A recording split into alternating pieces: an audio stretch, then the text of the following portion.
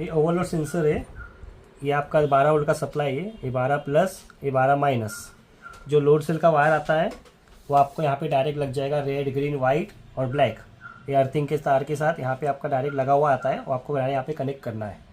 उसके बाद यहाँ पे जो है होल्ड सिग्नल, रिले 2 रिले 1।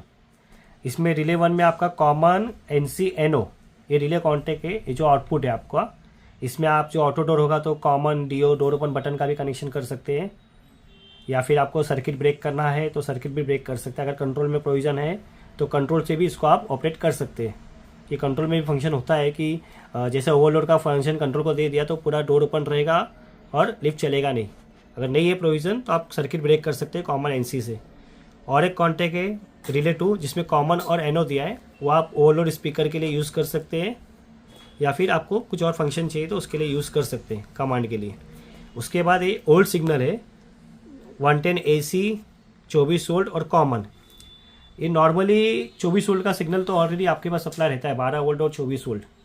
अगर आपके पास अप डाउन एरो है तो अप डाउन एरो से भी आप कर सकते हैं इसको। उसके लिए आपको डायोड लगेगा, जिसमें कॉमन में आपका समझो 12 प्लस या 24 वोल्ट में समझो आपने 12 प्लस दिया है, तो अप डाउन एरो का डायोड के थ्रू आपको यहाँ पे कनेक्ट करना है। यहाँ से जो दो डायोड लगेंगे उसके थ्रू आपको कंट्रोल में लगेंगे, या फिर आप टॉप जंक्शन में भी कनेक्ट कर सकते हैं। टॉप जंक्शन में भी अप डाउन एरो का वायर आता है। नहीं है, अगर वो भी प्रोविज़न नहीं है तो आपके कंट्रोलर में अगर 24 वोल्ट का सिग्नल कोई मेन कॉन्टेक्टर या ब्रेक कॉन्टेक्टर में कोई कॉन्टेक्ट खाली है, जैसे अगर समझो MRL है तो MRL के बाजू में ही आपका कंट्रोलर लगता है, तो वो कंट्रोलर में भी अगर कॉन्टेक्ट खाली हो तो 24 वोल्ट प्लस आप डायरेक्ट दे सकते हैं, और 24 वोल्ट जो माइनस है उसके NO कॉन्टेक्ट से आप घुमा सकते हैं। तो जब ये होल्ड सिग्नल का फंक्शन ऐसा होता है कि जब होल्ड सिग्नल आएगा तो जो रनिंग में जो वाइब्रेशन होता है या रनिंग में जो झटका मारता है तो उस नहीं करेगा। ओवरलोड जो होता है, होल्ड सिग्नल का ऑन होने का मीनिंग होता है कि वो बाईपास हो जाता है ओवरलोड। जो रनिंग में झटका मारना या रनिंग में वेट बढ़ना, वो चीज़ नहीं होता है रनिंग में। और होल्ड सिग्नल आप प्रोग्रामिंग करते समय भी होल्ड सिग्नल आपका ऑफ होना चाहिए। होल्ड सिग्नल भी आपका ऑफ होना चाहिए प्रोग्रामिंग के टाइम पे। अब आते हैं प्रोग्रामिंग। एकदम सिंपल मेथड है प्रोग्रामिंग में भी, कि आपका सिर्फ 2 पैरामीटर आपको सेट करना है।